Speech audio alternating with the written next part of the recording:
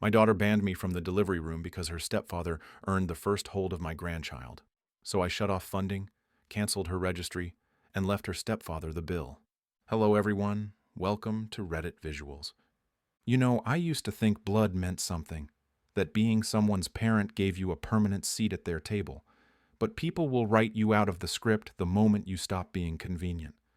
What I learned is that sometimes the people you'd die for are the same ones who'd kill you with disappointment. I'm a 52-year-old man, divorced, quiet life. I run my own carpentry business, live out in a small town, and until recently, I was preparing to become a first-time grandfather. Or I thought I was. My daughter, Lila, is 26. She was born in the third year of my marriage to her mother, Allison. The early years were intense. Allison and I were young, broke, and trying to build something out of nothing.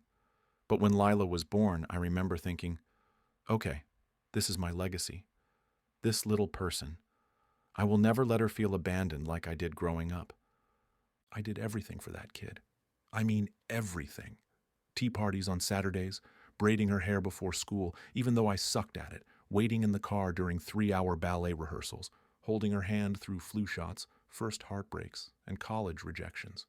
I never missed a parent-teacher conference, never forgot a birthday, never said, maybe next time when she asked me to read her another story. I was that dad. The one who showed up even when he had nothing left to give. Her mom left us when Lila was 12, said she felt trapped, that she needed to find herself. The divorce papers cited irreconcilable differences, but what that really meant was she'd rather abandon her family than work through our problems. So it was just me and Lila for 14 years.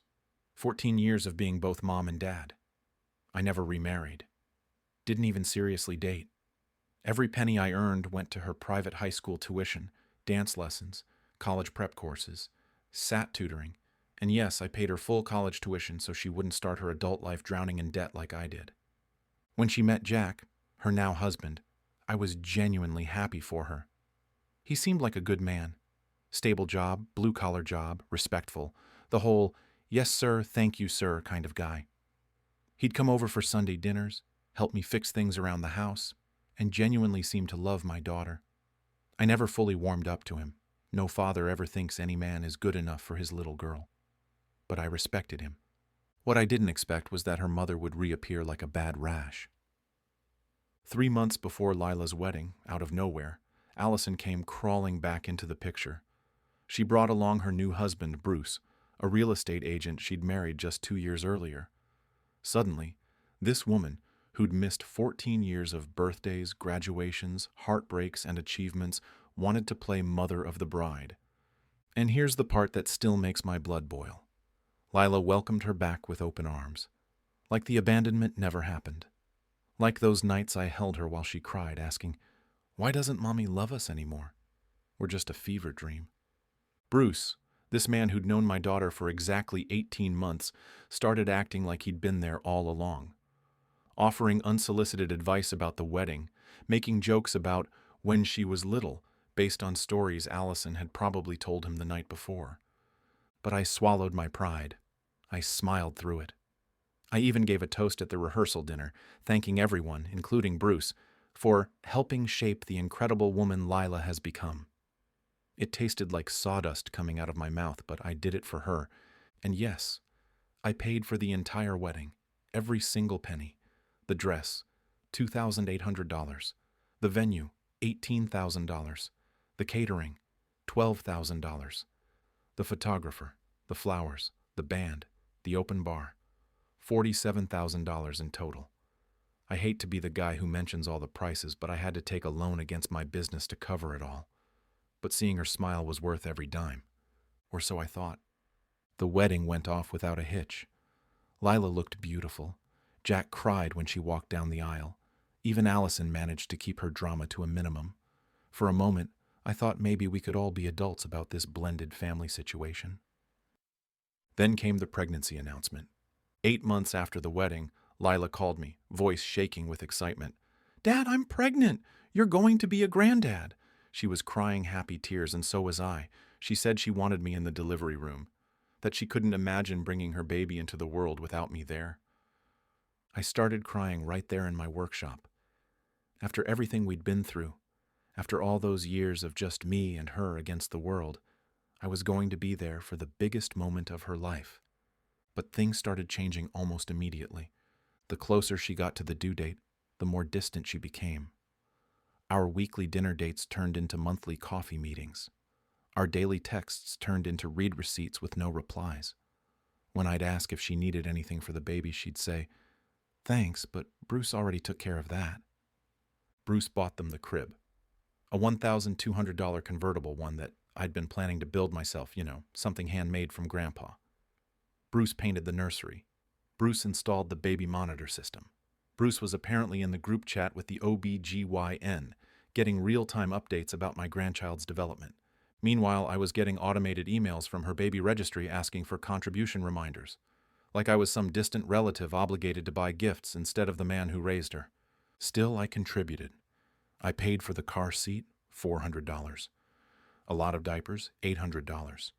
Premium postpartum care package, $1,500. Hell, I even paid for the fancy baby photo shoot she wanted, another $600. I kept telling myself this was just pregnancy hormones making her act strange, that once the baby came, things would go back to normal, that she'd remember who was there through all those years when her mother wasn't. I was so wrong. 2 weeks before her due date, Lila invited me over for what she called an important conversation. She made my favorite coffee, set out homemade cookies, and made small talk about work. But I could tell she was nervous. She kept fiddling with her wedding ring, avoiding eye contact. Then she dropped the bomb. "Dad, I've been thinking a lot about the birth, and I've decided it would be better if Bruce was in the delivery room instead of you." I swear the room went silent. Like, even the clock on the wall stopped ticking. "He's been really involved in this whole pregnancy," she continued, still not looking at me. "And I just feel like he's earned the right to be there. To have the first hold." I thought I was having a heart attack. My vision actually blurred for a second. "Earned it?" I finally managed to say. "Earned what, exactly?" She started fidgeting with her sleeve, that same nervous habit she'd had since she was 6. "It's not personal, Dad. It's just Bruce has been like a real father figure to me these past few years, and I want to honor that relationship. I still love you, but—" "A real father figure," I interrupted. "What the hell does that make me? A practice run?" She flinched. "That's not what I meant." "Then what did you mean, Lila? Because from where I'm sitting, it sounds like you're saying the man who showed up 2 years ago is more deserving of being in that room than the man who raised you alone for 14 years.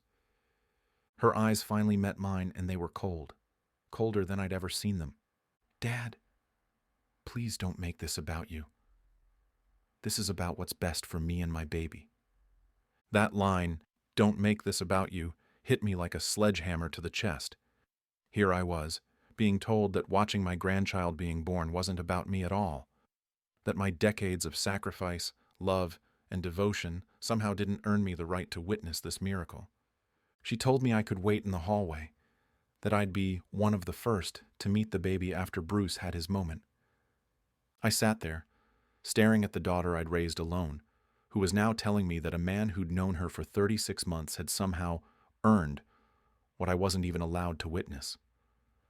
I didn't say another word. I just stood up and left. But I wasn't done. Not by a long shot. The next morning, I did something I'd never done in my life. I took back everything I'd given. I logged into the baby registry website, clicked remove on every single contribution I'd made, called the companies directly and had my name wiped from the purchases. The diapers? Gone. The postpartum care package? Canceled. The baby photo shoot? Refunded. I called the high-end baby store where I'd put $2,000 down on a custom nursery package.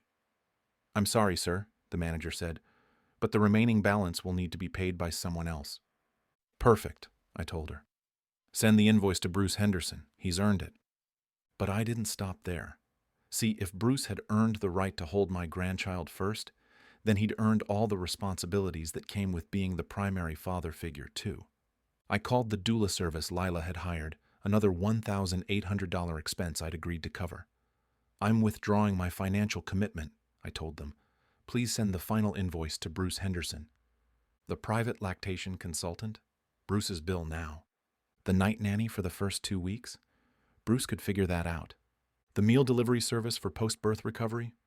You guessed it all, Bruce. I even called the fancy maternity photographer who was supposed to do a 3-generation shoot with me, Lila, and the baby. Cancel that, I said. Apparently, there's a new grandfather in town. In total, I'd redirected about $8,000 in expenses to the man who'd earned his place in my family. Then I went completely silent. No texts, no calls, no Facebook likes, nothing. I found out through Lila's cousin that she'd gone into labor. The post said, "Our baby Elijah was born at 3:47 a.m., 7 pounds, 4 ounces, healthy and perfect." There was a photo of Bruce holding him, grinning like he'd accomplished something heroic. I didn't comment. I didn't like the post. I didn't even save the picture. I waited. 2 days later, my phone started buzzing. "Dad, why haven't you come to meet Elijah?" I ignored it. "Are you seriously going to punish an innocent baby because your feelings are hurt?" Still ignored. "Fine. Be petty, but don't expect me to chase after you." The next text came 3 days later. "The bills are piling up. Bruce can't cover everything. This is ridiculous." I finally responded, "Sounds like a conversation for the man who earned the right to be in that delivery room." She went quiet for almost a week. Then I got a call from Jack, her husband. Not Bruce. He sounded exhausted, defeated. "Hey," he said quietly. "I just wanted to say I think this whole thing got out of hand. I told Lila from the beginning that what she did was wrong. Bruce means well, but he's not you. He doesn't have the history. And Lila knows she messed up, but she's too proud to admit it." "Then why hasn't she?" I asked. "Because admitting she was wrong means admitting she hurt the person who loved her most, and that's a hard pill to swallow."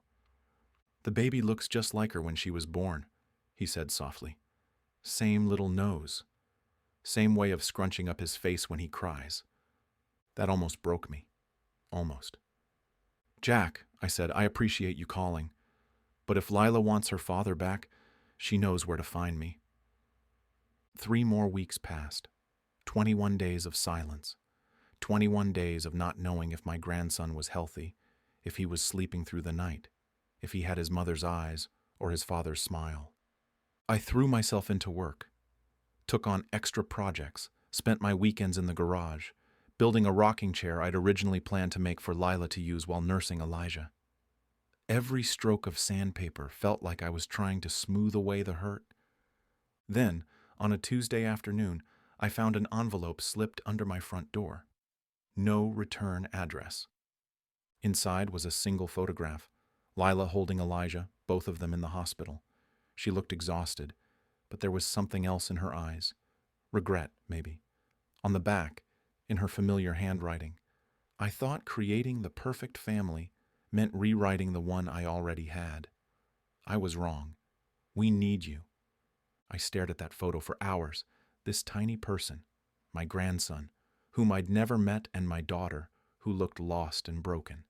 But I didn't pick up the phone. Not yet. Because the truth is, love without respect is just manipulation. And being a father or a grandfather isn't about who shows up for the big moments. It's about who never leaves, even when things get ugly. The next morning, I got another text from Lila. "Dad, I'm sorry. I know I hurt you. I know I was wrong. But please don't punish Elijah for my mistakes. He needs his grandfather." And for the first time in 2 months, I typed back, "I've been here the whole time. The question is, are you ready to be the daughter I raised you to be?" Her response came immediately. "Yes. Please come home." That afternoon, I met my grandson for the first time. He was perfect. Absolutely perfect. And when Lila placed him in my arms, she whispered, "I'm sorry, Dad. You didn't just earn this. You've always deserved it." Bruce wasn't there. Apparently, when the bills started piling up and Lila needed real support, the man who'd earned his place in the family decided he'd earned enough. So now I ask you, was I wrong for cutting off my daughter and making Bruce pay the bills? Or was I finally teaching her that actions have consequences, even when they come from the people we love most? Let me know in the comments what you would have done in my shoes. And if this story hits home, please like the video, drop a comment, and subscribe. It really helps the channel grow. Thanks for watching, and we'll see you next time on Reddit Visuals.